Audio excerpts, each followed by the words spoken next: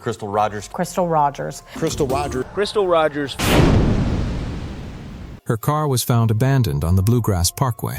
Keys inside, phone inside, purse inside. But Crystal Rogers was gone. A mother of 5 vanished without a goodbye. For years, her family searched roads, fields, woods, and every possible lead. Then, the case took a darker turn. Her boyfriend was convicted. 2 other men were convicted. But even after the verdicts, Crystal's body has never been found. Rogers' parents, Sherry Ballard and the late Tommy Ballard, searched late nights and early mornings alongside members of Team Crystal. Crystal Rogers' family and friends formed search parties starting last night after her family found the 35-year-old's car. Did you ever think of how my daughter felt when you murdered her? I have had so many sleepless nights, and still there are times. For 10 years, I've lived with pain and anger and emptiness. This is the story of Crystal Rogers, a 35-year-old mother of 5 from Bardstown, Kentucky, who disappeared in July 2015 and left behind one of the most haunting mysteries in the state's history. At first, it looked like a missing person case. Then her abandoned car was found. Then suspicion started growing around the people closest to her. For years, her family waited for answers while investigators chased leads, searched properties, and tried to uncover what really happened that night. Nearly a decade later, the courtroom finally delivered convictions. But justice did not bring the one thing Crystal's family still needs most. Her body has never been found. No final goodbye, no proper burial, no place for her children to visit. And tonight, the question is not only who took Crystal Rogers away. The real question is, who will finally tell her family where she is?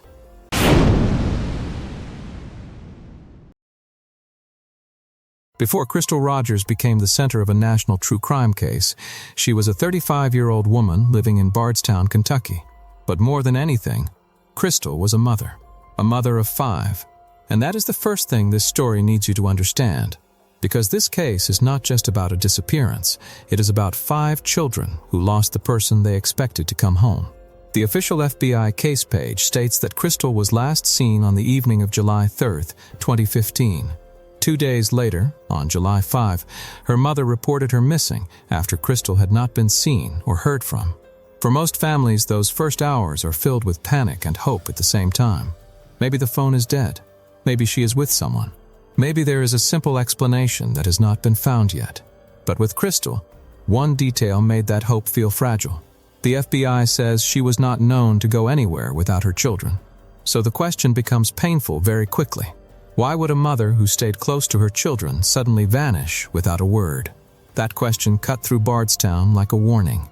Because Crystal did not disappear from an empty life. She disappeared from a life full of responsibility, family, and people who needed her. She had children waiting for her. She had a mother worried about her. She had relatives who knew her habits, her voice, and the way she lived. Then came the discovery that changed the tone of the entire case. Crystal's red Chevrolet Impala was found abandoned near mile marker 14 on the Bluegrass Parkway in Bardstown. The car had a flat tire. Her keys were still inside. Her phone was still inside. Her purse was still inside. Those details do not sound random.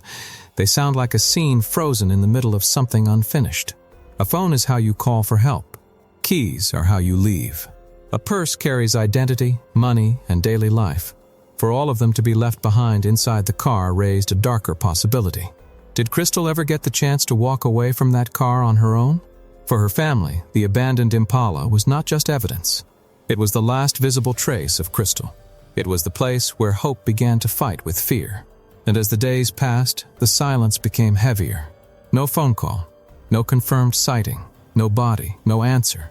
Bardstown is not the kind of place where a case like this disappears quietly. People talk, people remember. People notice when a mother of 5 is suddenly gone and the only thing left behind is her car on the side of the highway. But every new hour without Crystal made the same truth harder to avoid. Something was wrong, very wrong. And if Crystal did not choose to leave, then someone knew what happened. Who saw her last? Who had access to her? Who knew her routine? Who knew where she would be? Who she trusted? And what she might do next? These questions would soon move the investigation away from the highway and closer to Crystal's personal life. Because in many cases, investigators start with the final known movements, but they do not stop there. They look at relationships. They look at tension. They look at the people close enough to know the victim's private world. And one name would soon become impossible to separate from the story. Brooks Houck, Crystal's boyfriend, the father of one of her children, and one of the last people known to have seen her alive. At this stage, there was still no courtroom conviction, no final answer, and no body. But the emotional damage had already begun. Crystal's family was living in a nightmare with no ending. Her children were growing up with an empty space where their mother should have been. That is the wound at the heart of this case. Not only that Crystal vanished, but that she vanished in a way that left her family trapped between grief and hope. They could not bury her. They could not say a final goodbye. They could not stop searching, because stopping would mean accepting silence as the answer. And for Crystal Rogers' family, silence was never enough. But as investigators pushed deeper, the story would become even more disturbing. Because the next chapter is not just about a missing mother. It is about the relationship behind the mystery, the man closest to Crystal, and the suspicion that slowly began to surround him.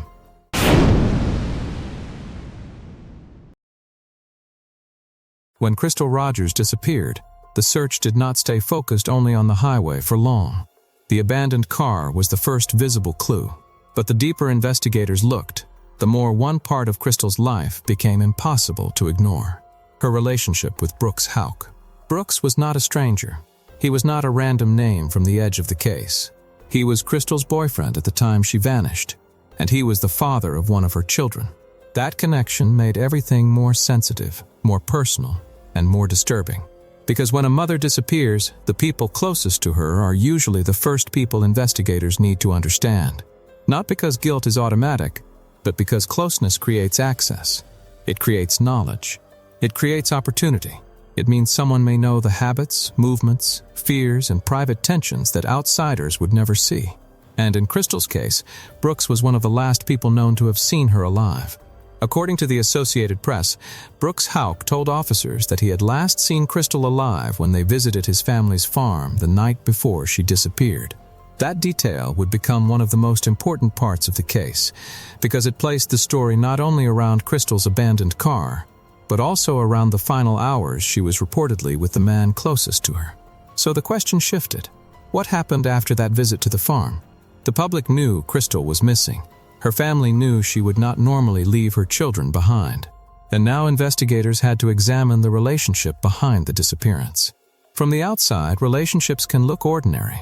A couple can share a home, raise a child, and appear connected to the world around them. But in a criminal investigation, the outside picture is never enough. Detectives look beneath the surface. They examine phone records, movements, statements, timelines, and behavior after the person disappears. Because sometimes the story is not only hidden in what someone says, it is hidden in what they do not do. As Crystal's family searched, Brooks Houck's role became a growing focus. He denied involvement, but suspicion around him did not fade. The app later reported that he had been an early suspect in the investigation. For Crystal's loved ones, that suspicion was not just a headline. It was part of their daily pain. Imagine searching for your daughter, your sister, your mother, while believing the person who may know the truth is still living his life. How do you grieve when the person you love is missing? But the questions around her final hours keep pointing close to home? That is the emotional pressure that surrounded this case for years. The timeline mattered. The relationship mattered. The last known contact mattered. And the fact that Brooks was connected to Crystal not only romantically, but through a child, made the case even more heartbreaking. Because this was not just a story of two adults. There were children in the middle of it. Children who lost their mother. Children who had to grow up under the shadow of unanswered questions.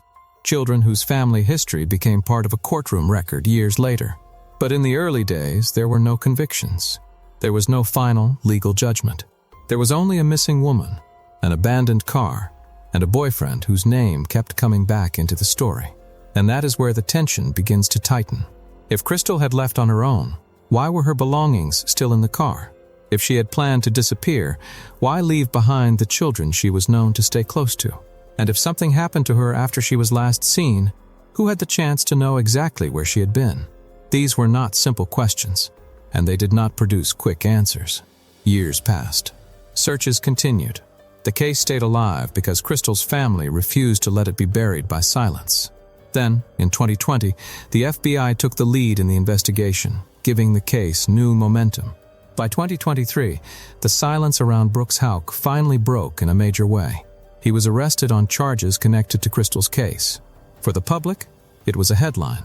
For Crystal's family, it was the kind of moment they had waited years to see. But an arrest was not the full truth. It was only the beginning of the courtroom chapter. Because before the jury would hear about convictions, sentences, and emotional victim statements, the investigation had to answer a darker question. Was Crystal's disappearance sudden, or had someone planned for her to never come home?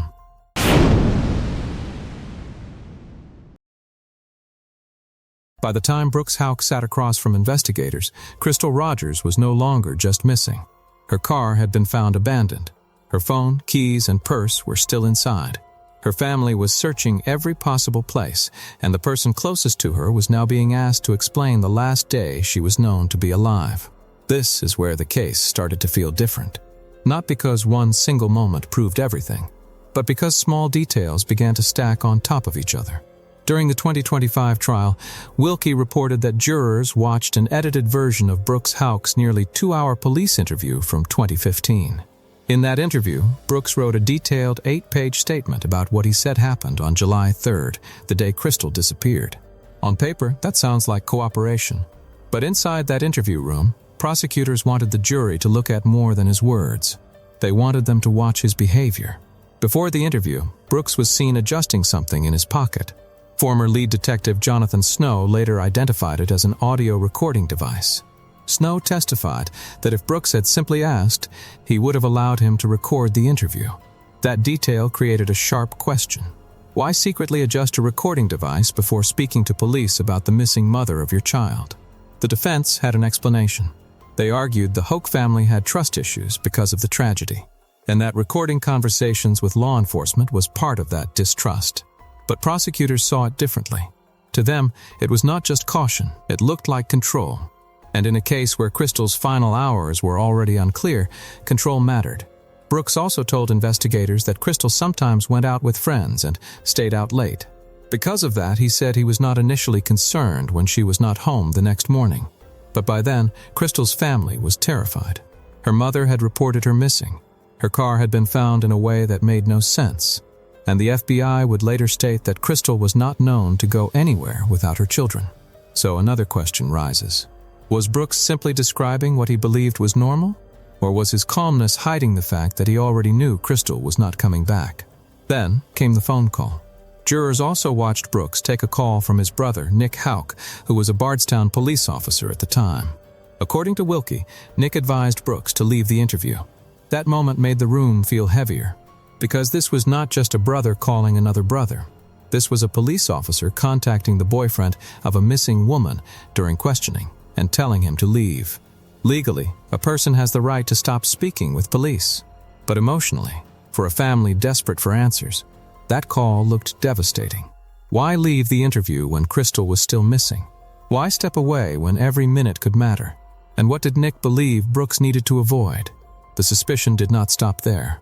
Wilkie also reported that some witnesses were people Brooks claimed to have contacted or spoken with on July 3rd, according to his written statement. But most of them refuted those claims, saying they never saw or spoke with him that day. That is the kind of detail that can damage an entire timeline. Because in a missing person case, a timeline is not just a list of hours. It is the skeleton of the truth. If one piece does not hold, investigators must ask what else has been shaped, softened, or left out. For Crystal's family, all of this was unbearable. They were not watching a theory. They were living the consequences. A mother was gone. Her children had no answers. Her belongings were sitting in a car she had not returned to. And the man who had been closest to her was now surrounded by behavior, phone calls, and timeline questions that would follow the case for years. This chapter did not reveal where Crystal was. It did something else. It changed the atmosphere. The case no longer felt like a mother who had simply vanished into the night. It began to look like a disappearance surrounded by people who knew more than they were saying. And once investigators started looking beyond the interview, a darker possibility came into focus. Maybe Crystal's disappearance was not a sudden tragedy. Maybe someone had prepared for it.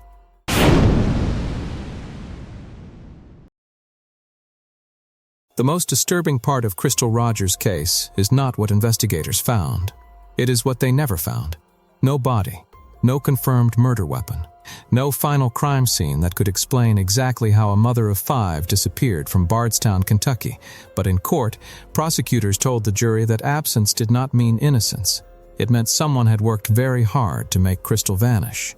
According to W. Derb's trial coverage, prosecutors focused heavily on July 3, 2015, the day Crystal was last seen. They argued that Crystal and Brooks Houck went to the Houck family farm that day, and if she did not come home that night or early the next morning, then Brooks Houck was involved in her murder. That is the terrifying center of this chapter. Crystal went to the farm. Crystal did not return. Her car later appeared on the Bluegrass Parkway, and Crystal was never seen again. So what really happened between the farm and the abandoned car? That question sat over the courtroom like a shadow. Boudreaux reported that prosecutor Shane Young told jurors Brooks's version of his July 3 movements was a lie. The prosecution said Brooks claimed he had been driving around doing business, but was actually at the Houck farm most of the day. They also pointed to Crystal's phone records, saying Brooks claimed she was playing on her phone when he went to bed, but her phone battery died at 9:23 p.m. That detail matters because time is everything in a missing person case. A few minutes can change a timeline. One dead phone can change a story. One car seen in the wrong place can turn a disappearance into something much darker. Boudreaux reported that prosecutors said Crystal's car was seen on the Bluegrass Parkway around 10 p.m. on July 3, when she was supposedly still at the farm with Brooks. If that timeline was true, then something did not fit. Was Crystal really safe at the farm? Or had the cover-up already begun? The case became even more chilling through the testimony of Charlie Girdley, a man who had worked for Brooks Houck. Woodruff reported that jurors asked to hear part of Girdley's testimony again during deliberations. That means the jury was not treating his words like background noise, they were weighing them. Girdley testified that Steve Lawson once told him Brooks was looking to get rid of his old lady. He also testified that he had been drinking with Joseph Lawson on July 3. Later that night, according to Girdley, Joseph called and said he had broken down on the Bluegrass Parkway and needed a trailer and a ride. Then came one of the most haunting claims from the trial. Girdley testified that Joseph Lawson said he would bury Crystal's car with a skid steer so it would never be found. Think about what that means. Not a wallet, not a phone, not a small piece of evidence. A whole car. The same car that later became the last visible trace of Crystal Rogers. If someone wanted that car buried forever, what truth was attached to it? Still, the courtroom had to wrestle with a major problem. The defense challenged Girdley's credibility. Boudreaux reported that he admitted changing his story multiple times, lying to investigators, and being threatened during questioning by Kentucky State Police. The defense also argued there was no body, no murder weapon, and no clear crime scene. And that is what made this case so difficult. The prosecution was asking the jury to see a pattern. The defense was asking the jury to see doubt. But Crystal's family was living with the result. A mother disappeared. Her children were left without answers. Her belongings were found in a car she never came back to. And the people accused in court were tied, through testimony and timeline evidence, to the hours when she vanished. This was not a clean story with one clear image. It was a story built from fragments. A farm, a dead phone, an abandoned car, a late-night call, a witness talking about a skid steer, and a family still waiting for the one piece of truth nobody had given them. Where is Crystal? By the end of this chapter, the case had changed forever. It was no longer only about a missing woman. It was about whether people around Crystal had helped turn her disappearance into a silence so deep that even years later, her children still had no place to mourn. And the next question became even darker. If Crystal's disappearance was not random, who helped plan it?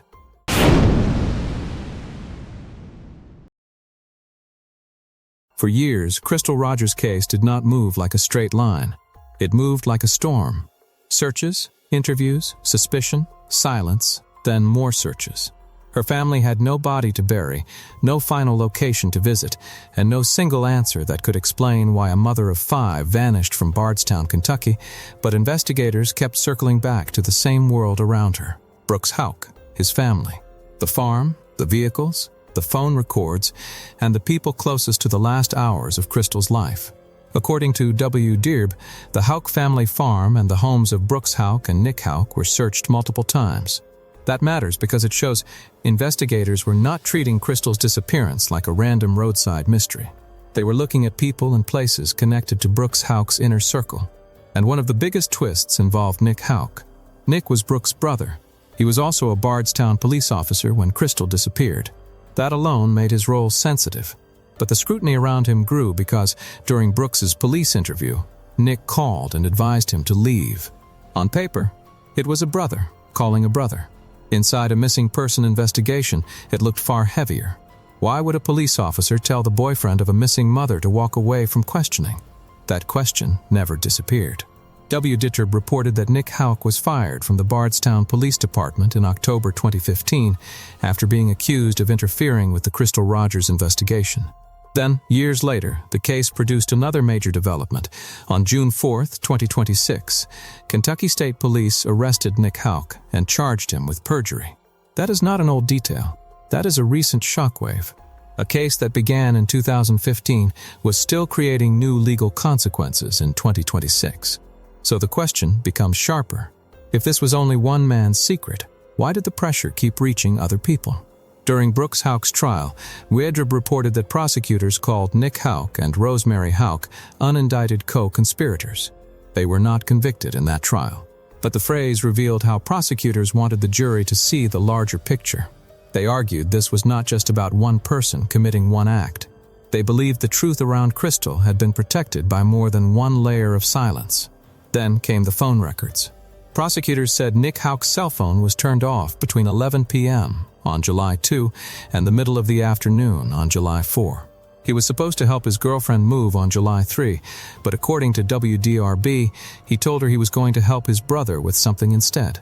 She called him 15 times over a 24-hour period. July 3 was the day Crystal disappeared. So those missing hours mattered. Where was Nick? What was he helping with? And why was his phone off during the most important window of the case? The investigation also brought attention to a white Buick.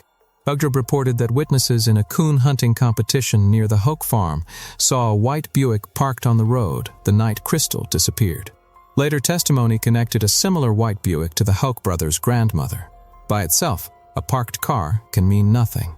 But in this case, every vehicle mattered.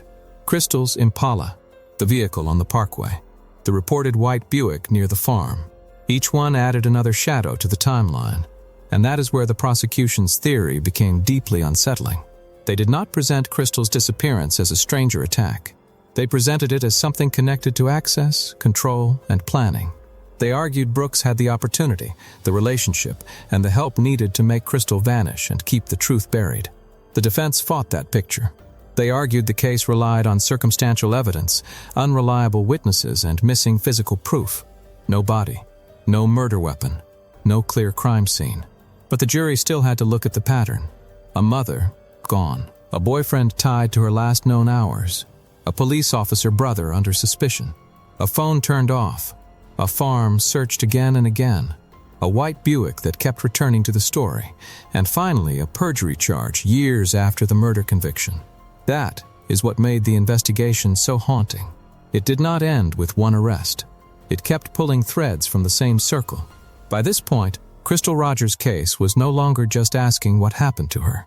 It was asking how many people knew pieces of the truth, and how long they were willing to let her children live without it. Because silence can delay justice. But in this case, silence did not stop the investigation. It only made the truth feel even darker.